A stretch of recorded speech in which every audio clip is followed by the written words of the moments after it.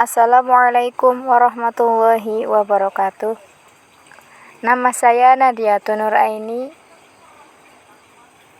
Saya mahasiswa semester 6 dari STAI Pembelajaran Bumi Ayu. Di sini saya akan sedikit menjelaskan tentang tipologi kebudayaan. Di sini tokoh yang terkenal adalah Edward Sprenger. Maka dari itu, untuk teori tipologi kebudayaan ini lebih dikenal dengan teori Sprenger. Siapakah Sprenger itu? Namanya itu Edward Sprenger. Beliau adalah guru besar ilmu filsafat dan ilmu pendidikan di Universitas Leipzig, Berlin, Tübingen, atau kalau sekarang lebih kenal dengan di Jerman. Nah, lalu seperti apa sih teorinya Edward Sprenger? Untuk pokok-pokok teorinya di sini ada dua macam roh, ya. Untuk yang pertama ada yang namanya roh subjektif atau roh individual, yaitu roh yang terdapat pada manusia masing-masing. Jadi roh individual ini adalah roh yang melekat pada diri masing-masing orang. Untuk yang kedua ada yang namanya roh objektif atau roh kelompok. Roh seluruh umat manusia merupakan kebudayaan yang berkembang selama berabad-abad bersama-sama manusia individual. Nah, jadi di sini yang pertama roh subjektif atau roh individual. Misal contoh daripada roh individual adalah seseorang yang mempunyai sifat pemarah, pendiam, pelawak. Nah, itu adalah roh subjektif. Yang kedua, roh objektif atau roh kelompok. Nah, untuk roh kelompok ini jadi ciri khas atau nilai-nilai yang dikenal tapi melalui kelompok. Kemudian dari roh subjektif dan roh objektif ini ada nggak sih pengaruh dalam menentukan sikap seseorang? Sebenarnya sikap kita itu dibentuk karena memang kelompok, karena memang kebudayaan, atau memang kelompok itu tersusun atau terbentuk daripada masing-masing individual. Nah, menurut Sprenger, antara roh subjektif dan roh objektif ini saling berpengaruh. Kadang ada orang-orang yang memang individual, pendiam, tidak suka macam-macam atau ramai atau dan lain sebagainya. Tapi ketika dia sudah masuk kelompok, ia berubah. Ia menjadi tidak malu lah, ia jadi pemberani lah. Ada juga sebaliknya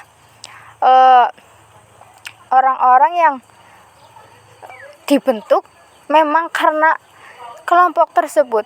Jadi dia menjadi pemalu itu karena memang dari kelompok, bukan karena memang gen. Ada kalau teori Carl Gustav Jung itu disebutkan bahwa seseorang itu dibentuk karena memang gen, keturunan. Jadi seseorang mempunyai sifat marah, sifat pemalu itu memang sudah menjadi keturunan dari nenek moyang atau simbahnya. Kalau menurut teori Sprenger, antara roh individual subjektif itu memang sangat berhubungan, sangat sama-sama berpengaruh. Ya, jadi roh subjektif dengan roh objektif itu sama-sama berpengaruh.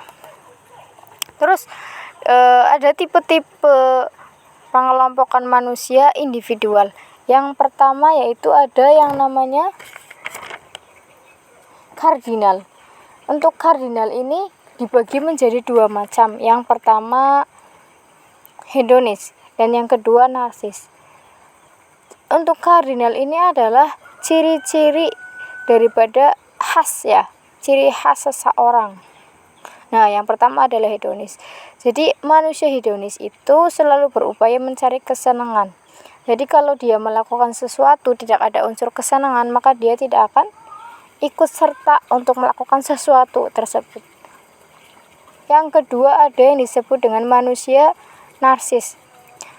Apa sih manusia narsis? Manusia narsis itu menonjolkan diri sendiri. Misalkan nih,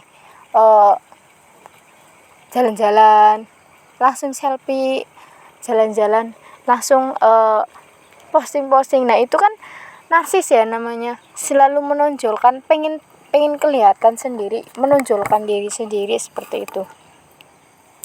Nah, untuk ciri khas seseorang ini tidak bisa ditularkan kepada orang lain. Misalkan saya senang selfie, nah ada teman saya yang nggak suka, terus karena bertemu dengan saya jadi suka, itu tidak bisa menular karena memang sudah menjadi ciri khas seseorang. Kecuali memang seseorang yang lainnya juga memang mempunyai kebiasaan atau ciri khas yang sama. Terus yang kedua, sentral. Sentral itu sikap dominan yang dimiliki oleh individual. Misalkan nih, seseorang ini dominannya ini jujur, terus baik, suka menolong. Nah, itu adalah sikap sentral atau dominan.